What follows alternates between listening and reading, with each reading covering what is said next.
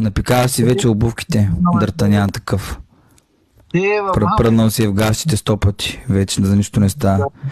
Набутал шушони там и си въобразява, че има някаква потентност останала още. Леле, господички, божички, дано нямаме някаква такава деменция и ние на дърчи години да изперкаме така, да изплискаме легена. Перколясник. Си гледаш да видиш пакетчето сега шушо. То сигурно като иди по малка нужда и после още 10 минути му капи чешмата след това. Ма това си ми е курве, господин Меренджи. Сигурно хвасаш панталоните, крачолите са ти целите мокри постоянно, нали?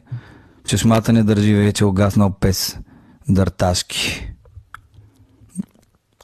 Виж какво става, бе, ние те мачкаме направо категорично с 6 пъти по-голяма разлика, без всяка битка, бе. На мен ми е неудобно, без правотак искам някакъв по-силен играч да играя с по-силен играч. На нула си пак. Ти ще ме търсиш мене само.